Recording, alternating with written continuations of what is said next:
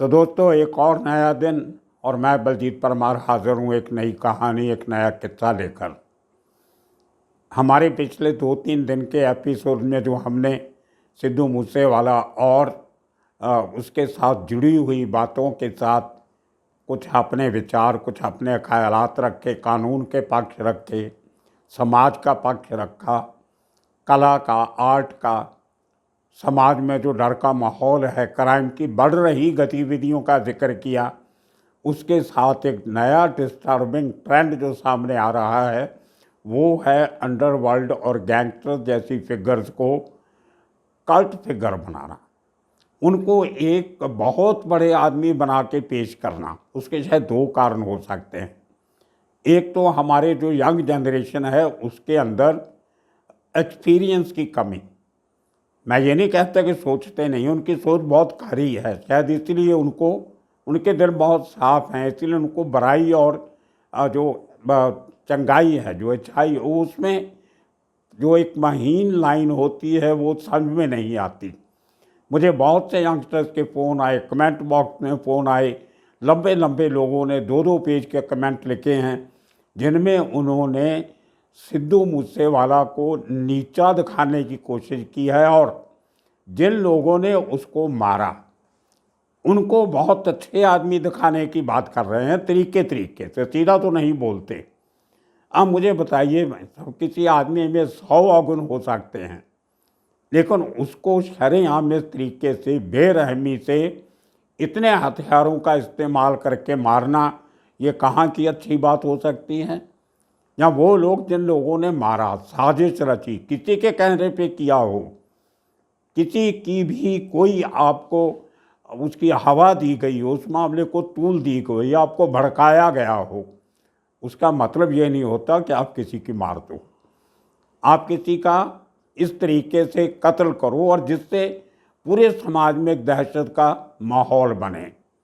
और एक सोची समझी साजिश मुझे लगती है कि आज के नौजवान पीढ़ी को इस तरह से रास्ते से हटाना और बिना तर्क को समझे अपनी राय बनाना सबसे बड़ा खतरा होता है। पुरानी कहावत है, नीम हकीम खतरा जान। आधी नॉलेज बहुत खतरनाक होती है, आधा सच 1000 झूठ से भी खतरनाक होता है। बहुत से लोगों ने इस बात पे एतराज़ किया कि हमने अपने कल थंबनेल में बब्बू मान की तस्वीर क्यों छापी। अरे भाई, हमने तस्वीर छापी है, उसको गुनाहगार थोड़ी बोला है। वो थंबनेल में वो तस्वीरें जाती हैं जिनका जिक्र अंदर वाली कहानी में होता है। हमने पंजाबी के सिंगर्स की बात की, बब्बू मान एक पंजाबी का सिंगर है। आपने कमेंट तो कर दिया, ये नहीं सोचा कि हमने पूरी वो 38 मिनट की वीडियो में कहीं भी बब्बू मान को बुरा नहीं कहा है, उसके किसी किस्म के कोई रोल की बात नहीं की है, उसका गुनाहगार होना तो बहुत दूर की बात है। मतलब जो लोग ऐसी बात करते हैं, क्या उनकी दाढ़ी में तिनका है?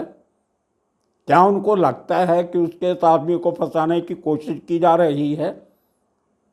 ये बातें, इस किस्म की बातों को हवा वो लोग देते हैं जो बिना सोचे समझे कमेंट करते हैं।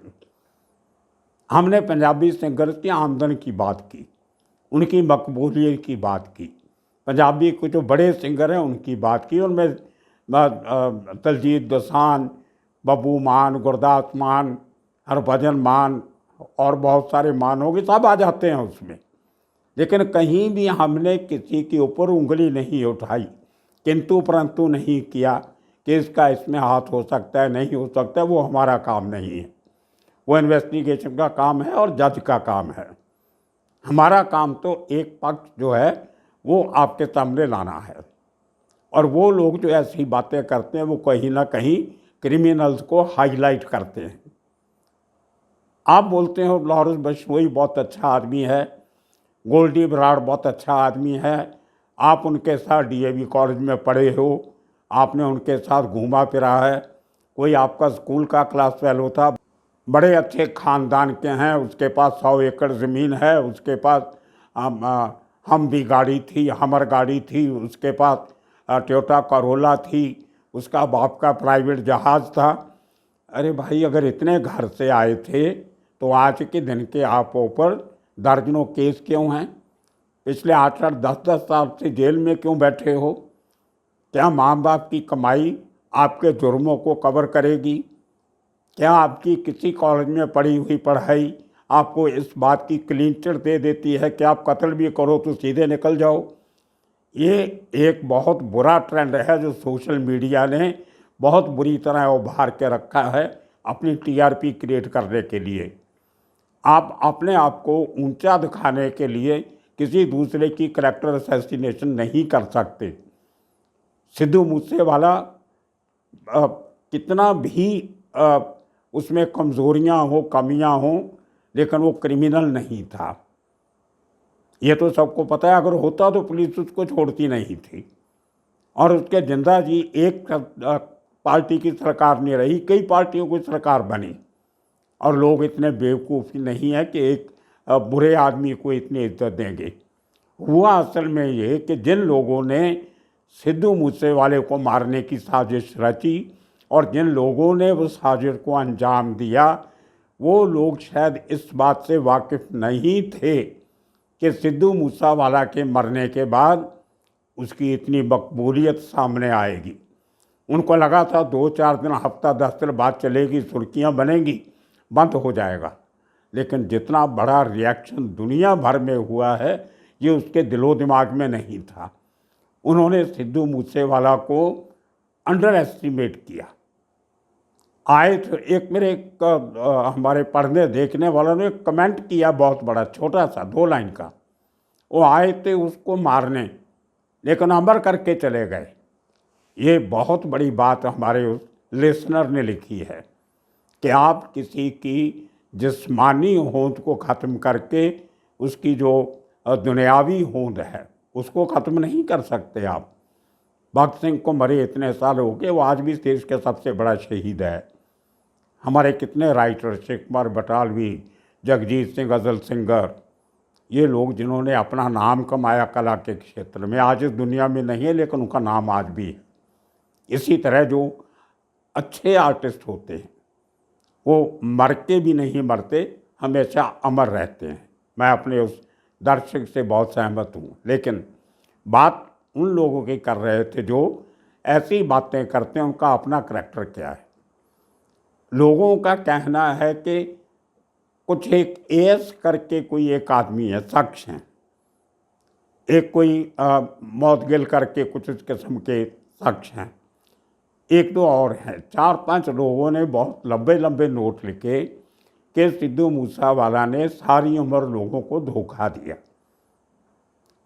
कनाडा में एक लड़की से मंगनी की, उसको छोड़ दिया। जिन लोगों ने उनको बनाया उनका साथ छोड़ दिया। जिनके साथ एग्रीमेंट किया था उनको छोड़ दिया। उसके बाद सरदार था और फिर भी कांग्रेस के साथ हाथ मिला के इलेक्शन लड़ी। अरे भाई, सिद्धू मूसेवाला का क्या कसूर है? अगला इलेक्शन लड़ी तो उसने 84 के बाद 5 बार पंजाब में कांग्रेस की सरकार बनी, दिल्ली में 2 बार बनी। क्या उनको कांग्रेस को देश ने छोड़ दिया, देश ने काला दे दिया? अकेला सिद्धू मूसेवाला क्या करता उसमें? तो ये बेतुकी बातें हैं, इनको बहुत तर्क से सोचना चाहिए। असल बात क्या है, उस मुद्दे पे आइए आप। असल बात ये है कि क्राइम करने वालों की वजह से हमारे देश की आज हालत ख़राब हो रही। पंजाब को वापस 1978 के साल में लेके जाया जा रहा है। उसमें सरकार की कमियां भी हैं। जब सरकार कमज़ोर होती है, ब्यूरोक्रेसी कमज़ोर होती है, तो क्रिमिनल्स के हौसले बुलंद होते हैं। जब क्रिमिनल को ये लगता है वो कुछ भी करके बड़ी आसानी से पैसा दे के, अपने असर रसूख से, बाप दादा की रिश्तेदारियों से, बड़े बड़े वकीलों को खड़ा करके वो मक्खन से बाल की तरह निकल जाएगा, तो क्राइम और बढ़ेगा। और उसको बढ़ावा देने वाले आप जैसे लोग जो ऐसे लोगों की तारीफ़ करते हैं, ये समाज के लिए बहुत ख़तरनाक है। आप इस बात को अपने परिवार में लेके देखिए। अगर आपके परिवार के किसी आदमी को इसी तरह शरेआम मार दिया जाता किसी कारण से, तो आपके दिल पे क्या गुजरती? लोग कहते हैं कि लॉरेंस बिश्नोई, उसके 2-3 क्लास फेलो उसको मुझे फ़ोन आए कि बहुत अच्छा लड़का है, हम उसको मिलकर सुधारना चाहते हैं, सरकार को उसको बैठा के बात करनी चाहिए, तो क्राइम की दुनिया छोड़ दे, तो रास्ते पे आ जा। अरे भाई, सरकार तो उससे तब बात करे ना जब वो सरकार को पूछ के गया हो। पहले आप कानून तोड़ो, उसके बाद फिर अब अपनी जान की रक्षा मांगो। दूसरे को मारना आपके लिए बहुत आसान है, अपनी ज़िंदगी बचाने के लिए आप सुप्रीम कोर्ट तक जाते हो कि मुझे रक्षा मिलनी चाहिए, सुरक्षा मिलनी चाहिए, मेरी जान की हिफाजत करनी चाहिए। ये बहुत अजीब गेम है और आप लोगों को समझना चाहिए कि जो इस किस्म के छात्र क्रिमिनल होते हैं वो सब इस तरह का काम क्यों करते हैं। अब आपको समझ आ गया होगा कि जितना बड़ा क्रिमिनल होता है उतना ही बड़ा डरपोक भी होता है। ये अंग्रेजी का एक मुहावरा है, कहावत है, bigger the criminal bigger the coward. ये एक कहावत है, ये जूलियो रोबेरो अक्सर कहा करते थे पुलिस की मीटिंगों में। वो क्रिमिनल जो दूसरे का खून देख के डांस करते हैं, हंसते हैं, जब उनके अपने चोट लगती है तो सबसे पहले मेडिकल फैसिलिटी मांगते हैं, हॉस्पिटल जाने की बात करते हैं। वो लोग ज़मानत खुद नहीं करवाते, इसलिए कि जेल की सलाखों के पीछे वो सुरक्षित हैं। पैसा खर्च करके जेल में फैसिलिटीज़ खरीदते हैं, जेलों से बैठ के अपने गैंग चलाते हैं, दूसरे लोगों को पैसे दे के उनसे क्राइम करवाते हैं।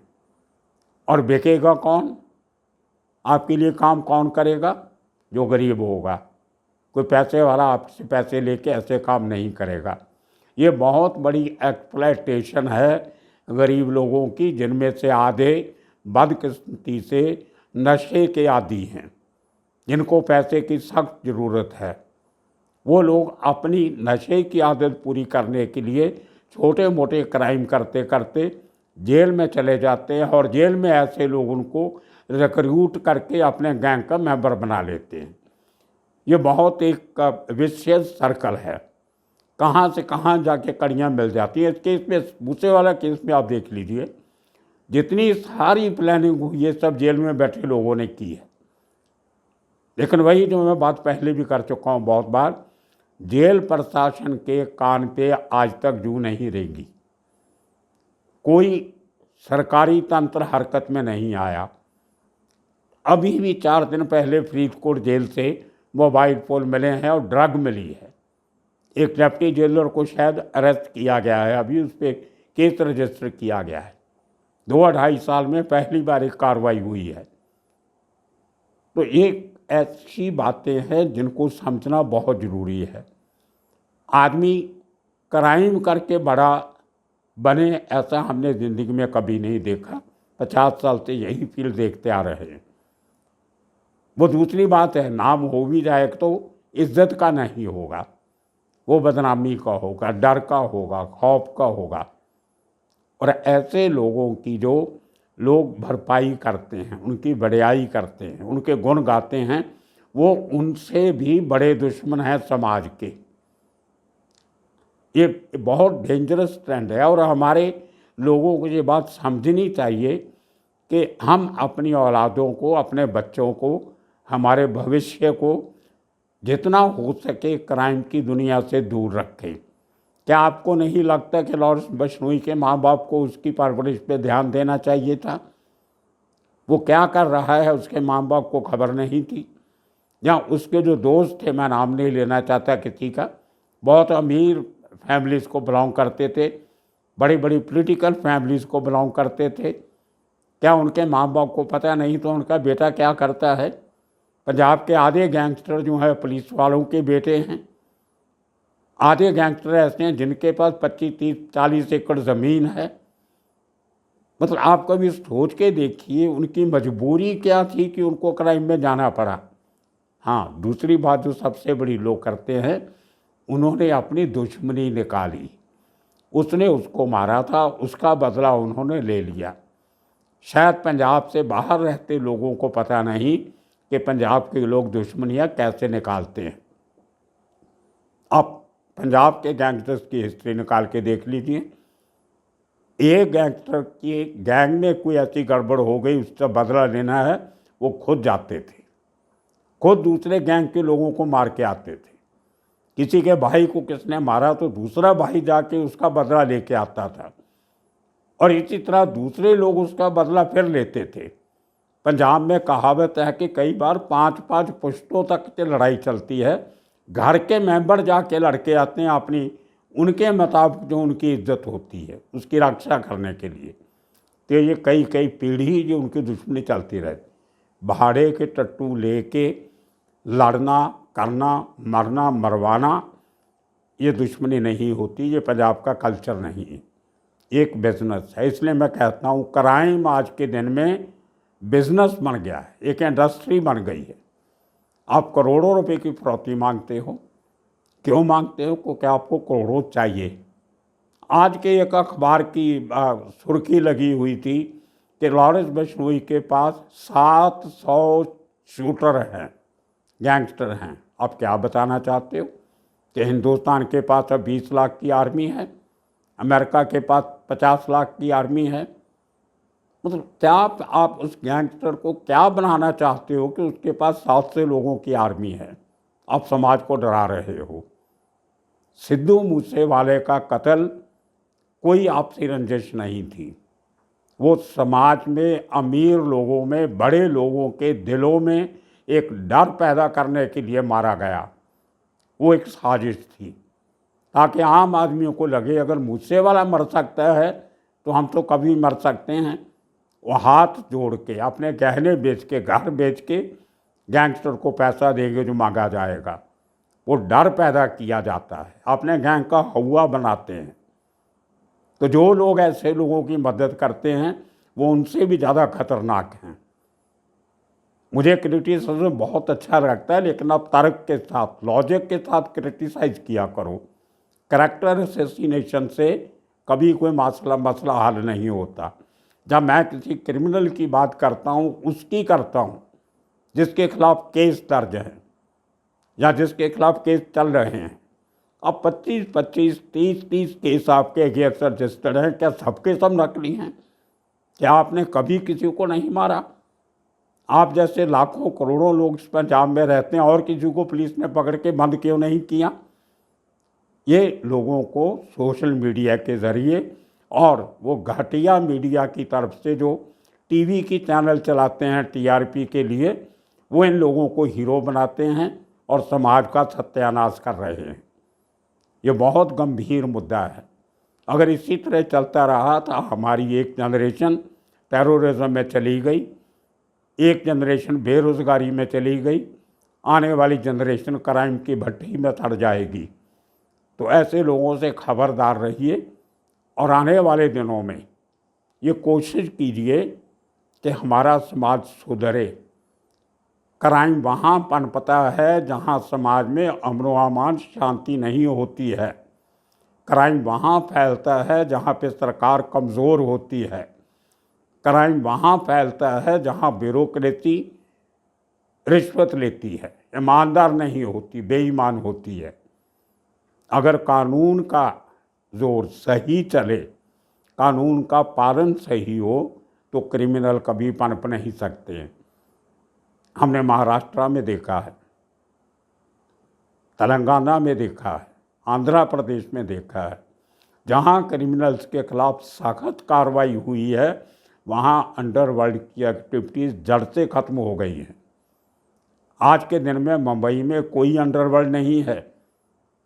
अगर इतना बड़ा अंडरवर्ल्ड महाराष्ट्र पुलिस और महाराष्ट्र की सरकार ख़त्म कर सकती है, तो हम पंजाब, हरियाणा, दिल्ली में इसको ख़त्म क्यों नहीं कर सकते? ये बहुत बड़ा सवाल है। और कल सुबह की अपनी पंजाबी की जो मैं कल वीडियो आपके सामने लाऊंगा, उसमें बताया जाएगा कि कैसे एक बड़ी सोची समझी चाल के साजिश के नीचे सिद्धू मूसेवाला की कैरेक्टर असैसिनेशन की जा रही है। उसको नीचा दिखाने की कोशिश की जा रही है, जो एक बहुत बड़ी साजिश है। तो इंतज़ार कीजिए उस पंजाबी की वीडियो के लिए, जो कल सुबह 7 बजे आपके सामने पेश की जाएगी। आज के लिए इतना काफ़ी। कल के लिए फिर एक नई किस्सा कहानी लेके हाज़िर होंगे। और कल अपना वैसे भी 500वां एपिसोड आ जाएगा, उसमें आपको कुछ नई बातें बताएंगे, दिखाएंगे। तब तक के लिए सबका शुक्रिया, धन्यवाद।